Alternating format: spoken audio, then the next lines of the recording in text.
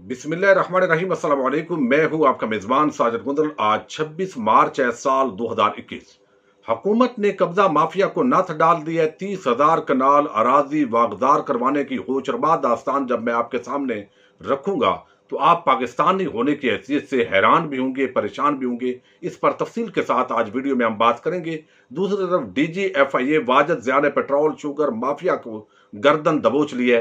इस मामले पर मुख्तसरन हम शुरू में बात करेंगे। आपको याद होगा एक मरतबा पेट्रोलियम क्राइसिस पैदा किया गया। अचानक पूरे मुल्क के अंदर पेट्रोल नायाब हुआ। जहां से मिल रहा था वो महंगा मिल रहा था और इसके अंदर पूरा एक माफिया पकड़ा गया था जिसने बाकायदा इसके अंदर फायदा उठाया था। बड़े बड़े बदमाशियां दरअसल इस पूरे पाकिस्तान की सियासत और मईशत को कंट्रोल कर रहे हैं। यही वो सबसे बड़ा जुल्म है कि जब ये लोग पकड़े भी जाते हैं तो ऐसी कानून साजी नहीं की गई जिसके अंदर इनको सख्त सजाएं हो सके।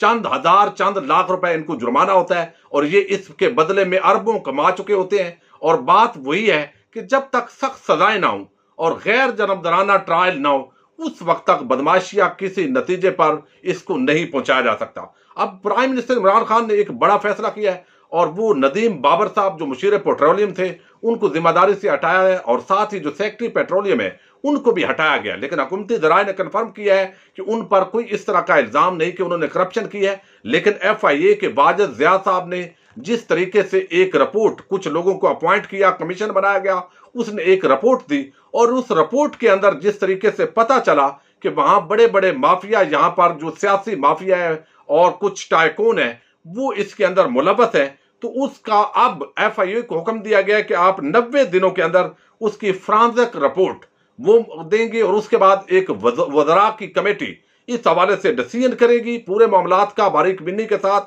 जायजा लेगी और जो लोग इसके अंदर इन्वॉल्व होंगे उनको मंतकी अंजाम तक पहुंचाया जाएगा। क्योंकि प्राइम मिनिस्टर ने वाज़ेह हदायत दी हैं कि अब मेरे पास वक्त कम है, मुकाबला सख्त है, किसी भी चोर, डाकू, लुटेरे, माफिया के साथ अब टकरा जाना है, हुकूमत रहे ना रहे, मगर जो मेरा विजन है उसके मुताबिक अब कोई कंप्रोमाइज नहीं होगा। जहां कानून साजी की जरूरत होगी, जहां रूल्स के अंदर तब्दीली की जरूरत होगी, वो रूल्स तब्दील किए जाएंगे। और आज का ये फैसला इंतहाई बोल्ड डिसीजन है और बहुत सारे लोग कह रहे थे कि नदीम बाबर साहब के होने की वजह से कंफ्लिक्ट ऑफ इंटरेस्ट आ रहा है, जिसकी वजह से असल में जो इन्वेस्टिगेशन है उसके अंदर रुकावट पैदा हो रही है। तो ये आज एक बोल्ड डिसीजन लिया गया और भी इस हवाले से बहुत आम निशानदेही हुई थी। इसका जो है वो समझे कि आज नुक्ता आगाज है और देर आयत दुरुस्त आयत ये प्राइम मिनिस्टर ने एक जबरदस्त फैसला किया है। दूसरी तरफ चीनी माफिया है और चीनी माफिया आपको इल्म है कि सबसे बड़ा सियासी माफिया भी है।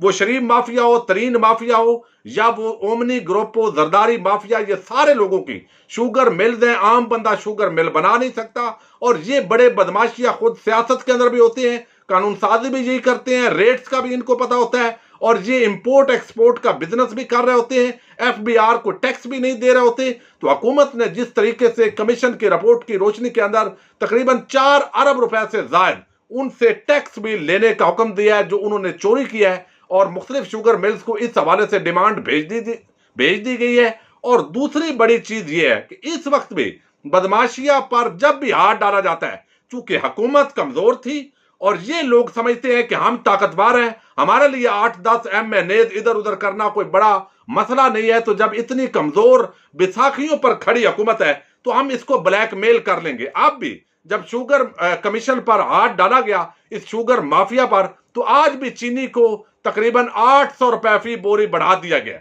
ये एक बहुत ही बदमाशिया ने रियासत पाकिस्तान को और हुकूमत पाकिस्तान को चैलेंज कर दिया है। और यही लोग, यही बेशरम लोग जब प्रेस कॉन्फ्रेंस कर रहे होते हैं, वो नून लीग से ताल्लुक रखते हूं, वो PTI की किसी पार्टी से ताल्लुक रखते हूं, वो पीपल्स पार्टी से ताल्लुक रखते हूं, जब प्रेस ब्रीफिंग होगी तो ये इखलाक के भाषण देंगे, हुकूमत को ये ब्लैकमेल करेंगे, कहेंगे कि बड़ी महंगाई है, आपसे शुगर कंट्रोल नहीं हो रही और कानून साजी इतनी सख्त नहीं है कि इन लोगों को फांसी के फंदे पर लटका दिया जाता जो इस तरह के क्राइम करते हैं, पूरी अवाम के साथ धोखाधड़ी। लेकिन ऐसा नहीं हुआ और अब जो है इनके खिलाफ भी मैंने आपको गुज़श्ता रोज भी बताया था कि बहुत बड़े स्टेप लिए जा रहे हैं और अब एक और बड़ा स्टेप ले लिया गया है जिसने इन पूरे जो बदमाशियां है शुगर माफिया इसकी नींदें हराम कर दी है। उसके अंदर शुगर सप्लाई चेन जो है उसके अंदर बताया गया कि sugar supply chain management order 2021 का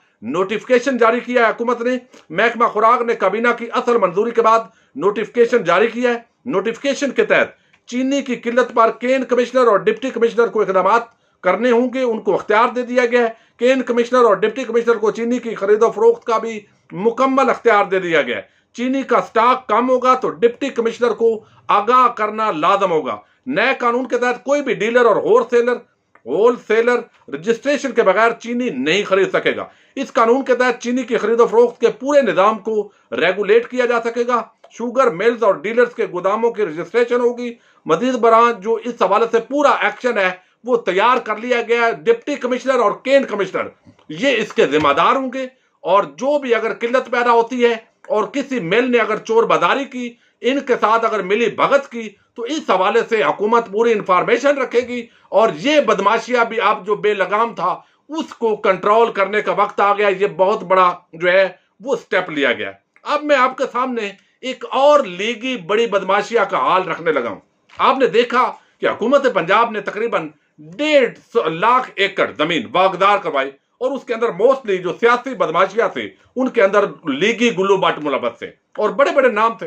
इस पर हम बात करते रहे, लेकिन आज मैं जिस इलाके की बात कर रहा हूं, आप खुद हैरान होंगे कि पाकिस्तान के अंदर हम भी रहते हैं, लेकिन हमें इल्म नहीं था कि ये इलाका इतना अहमियत का हमल है। इसका जोग्राफिया, इसकी खूबसूरती, और यहां पर इतना बड़ा जंगल जहां पर बाकायदा लीगी गुल्लू भट्टों ने 30 साल से कब्जा किया हुआ है, और ये 30,000 कनाल जमीन ये वागदार करवाई है पंजाब हुकूमत ने। इस पर उसको अप्रिशिएट किया जाना चाहिए। और मैं आपको बताऊंगा जो डीसीओ हैं जो मुजफ्फरगढ़ के, और इसके साथ जो डीपीओ साहब हैं, और इनके साथ जो आज मैंने पूरी इसकी डिटेल ली है। ये ऐसी बात नहीं कि मैं वैसे ही आपके सामने रख रहा हूं, कुछ मीडिया रिपोर्ट्स हैं, और जो तर्जमान है मुजफ्फरगढ़ पुलिस के वसीम गोपांग साहब, उनके साथ मेरी तफसीली बात हुई है। बड़े जबरदस्त एनर्जेटिक पुलिस ऑफिसर हैं, तो उन्होंने जो मालूमात मुझे दी है वो भी मैं आपके साथ शेयर करता हूं। अब वो जो जिस तरीके से रिपोर्ट्स हुई हैं, अब ये वो जगह है। एक तो मुझे बताया गया कि यहां पर ये एक मुस्लिम लीग नून का सियासी जो खानदान है, हिंजरा खानदान, उनके ये कब्जे के अंदर जमीन है। अहमद सुल्तान हिंजरा जो पहले जिले नादम था और काफ लीग के अंदर था, उससे पहले नून लीग में था, और वो साबक जिला नादम भी है और एमएनए भी है। ये आपने पूरी तवज्जो से बात सुननी है। यहां पर अहमद यार हिंजरा ये अभी मौजूदा जो मुस्लिम लीग नून का दौर था उसके अंदर सूबाई वजीर था। इस सारी जमीन पर इन लोगों का कब्जा था, और ये एक जंगल है, कुछ आबाद जमीन है, और इससे वो हर साल के अंदर 5 करोड़ रुपया कमा रहे थे। हुकूमत पाकिस्तान की जमीन 30,000 कनाल, और ये 16,000 एकड़ मुझे बताया गया ओवरऑल जो कब्जा है वो बनता है, जो वागदार करवाया गया, यानी वो इससे भी कई गुना ज्यादा बनता है। अब ये जगह जो है इनके कब्जे में थी, ये नो गो एरिया था। इसकी लोकेशन क्या है? ये तौंसा बैराज, हेड तौंसा और कोट अद्दू के दरमियान वाक़ई है।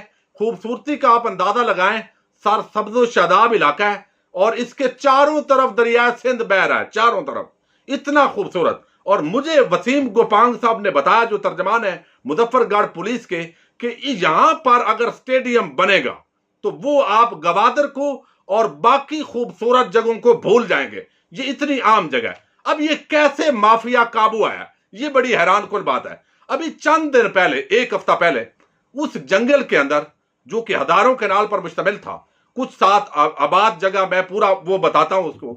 अब वहां पर आग लग गई, और अब जब आग लगी तो ज़ाहिर है वहां पर जानवर भी थे, परिंदे भी थे, दरख्त भी थे, करोड़ों रुपए का नुकसान हुआ। और वहां लोगों की जो ऑक्सीजन फराम करते हैं वो दरख्त, इतना बड़ा जंगल है पंजाब का, तो वहां पर एक तूफान बपा हुआ कि आखिर क्या वजह है। अब वो इलाका है नो गो एरिया। जितने क्रिमिनल, भत्ताखोर, कत्ल करने वाले, इश्तिहारी, मुजरम, वो उनकी पनाहगाह थी। वो जो भी क्राइम करता वहां छुप जाता, और पुलिस अगर कहीं थोड़ा बहुत रेड करती भी तो वो वहां पर उनको मिल ही नहीं सकते थे। और अवाम जो है वो वहां की गवाही देगी आपको, कोट अद्दू, ये लिया के साथ जो इलाके हैं तौसा की तरफ से, कि ये नो गो एरिया था। यहां इस लीगी बदमाशिया ने, जो सूबाई वजीर रहा नून लीग का, और इससे पहले काफ लीग के अंदर भी रहे, 90 की दहाई से इन्होंने इस पूरे इलाके पर कब्जा किया हुआ है। और 5 अरब रुपए से जायद तखमीना लगाया गया है जो हुकूमत ने अब इनसे रिकवर करना है। अब यहां जो है वो इन्होंने आग लगाई, और आग लगाने वालों में कौन थे? वो जो मुझे रिपोर्ट मिली उसके मुताबिक ये दो आज कल चुके एमपीए वहां पर पीटीआई के हैं, और पीटीआई के एमपीए का नाम है अशरफ रिंद। अशरफ रिंद ज़ाहिर है ये भी बदमाशी है। अब पीटीआई के अंदर आने का मतलब ये तो नहीं कि अंदर सब का साफ हो गया।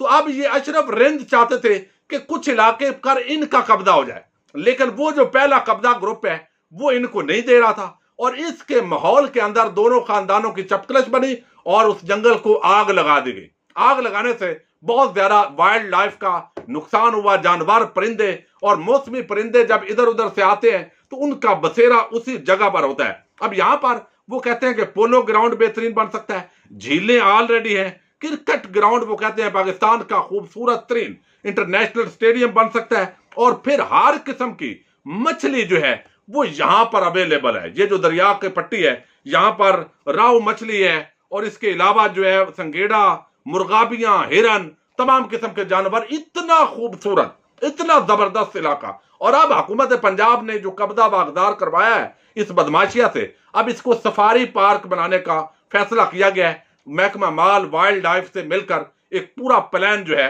वो मुरतब किया जा रहा है। अब मैं आपको बताऊं कि इसके अंदर जो एसएचओ जुबैर है उन्होंने वहां पर चौकी कायम कर दी है और बदमाशिया को चैलेंज दे दिया। मैं इस पुलिस अफसर जो बहादुरी की एक मिसाल है, जो बड़ा वहां पर डटा है बदमाशिया के खिलाफ, इसको अप्रिशिएट करना चाहिए। जो भी पुलिस डिपार्टमेंट के अंदर अच्छा काम करेगा हम उसको अप्रिशिएट करेंगे। इससे कबल लाहौर के अंदर जब सीसीपीओ उमर शेख अच्छे तरीके से काम कर रहे थे तो हम उसको अप्रिशिएट करते थे, क्योंकि वो बंदा वाकई चाहता था कि पुलिस के अंदर रिफॉर्म्स आए और बदमाशिया के खिलाफ जबरदस्त एक एक्शन हो। तो यहां जो है वो 10 बंदे इनके गिरफ्तार कर लिए गए, 5 अरब तखमीना लगाया गया है। थोड़ा मैं आपके सामने इस हवाले से रखना चाहता हूं, ये हिजरा खानदान पुराना सियासी खानदान है। मुझे बताइए कि ये डीसी जो है वो जब ये जंगल को आग लगी तो डीसीओ के नोटिस में मामला आया, फिर डीपीओ के नोटिस में ये मामला लाया गया, फिर एक ऑपरेशन वजीर आजम इमरान खान की हदायत के मुताबिक उसकी प्लानिंग की गई, और अब वो सारा खानदान जो बदमाशिया है वो वहां से भाग गया है और पुलिस चौकी कायम करके पूरे इलाके का कब्जा कर गया है। और ये 16,000 एकड़ जमीन है असल में, जो पूरा ये इलाका और भी कब्जे में था। तो 30,000 कनाल ये जंगल और इससे मुल्हिका इलाका है। इतनी बड़ी अरबों रुपए की जमीन वो वागदार करवाई गई है। खूबसूरती मैं आपको बता चुका हूं। अब क्या नाम नियाज खादिम आला पंजाब ये शहबाज शरीफ, क्या उसके इल्म में नहीं था? इससे पहले मुस्लिम लीग काफ की चौधरी बरादरान की हुकूमत रही, क्या उनके इल्म के अंदर नहीं था? उस वक्त के डीपीओ डीसीओ उनके नॉलेज में नहीं होता था? क्योंकि ये बदमाशियां है। हुकूमत के साथ ही पार्टी बदल ली और बदलने के बाद इख्तदार के मजे लूटे। लिहाजा जिस तरह आप कब्जा ग्रुपों का सबसे बड़ा सरगना जो है वो मुस्लिम लीग नून साबित हुई है। और ये कोई इल्जाम नहीं है, ये वो हकायक हैं। फिर कहते हैं बड़ी अच्छी गवर्नेंस है। अब दूसरी तरफ आप आइए, ये कोई छोटा इवेंट हुआ है? यानी 30,000 कनाल जो है ये जमीन और साथ 16,000 कनाल ओवरऑल। ये रकबा जो मुजफ्फरगढ़ की पुलिस है उसको अप्रिशिएट करना चाहिए, डीपीओ साहब को अप्रिशिएट करना है, हसन इकबाल को। अब उन्होंने वागदार करवाई है, लेकिन पूरा तबका मलामतिया, बददियानत, खाइन सहाफी हामिद मीर, सलीम साफी और वो गरीदा फरूकी, आसमा शरादी, सोहेल बड़ैच, किसी का ये टॉपिक आपको नहीं होगा। यानी मेन चैनल्स के अंदर क्या इस लीगी कब्जा माफिया को बेनकाब नहीं करना चाहिए? शहबाज शरीफ की गवर्नेंस की धज्जियां नहीं बखेरनी चाहिए अवाम के सामने? लेकिन इसका जो जिक्र है वो नहीं होगा। ये बड़ी बदकिस्मती है और बड़ी अजीब किस्म की दास्तान है।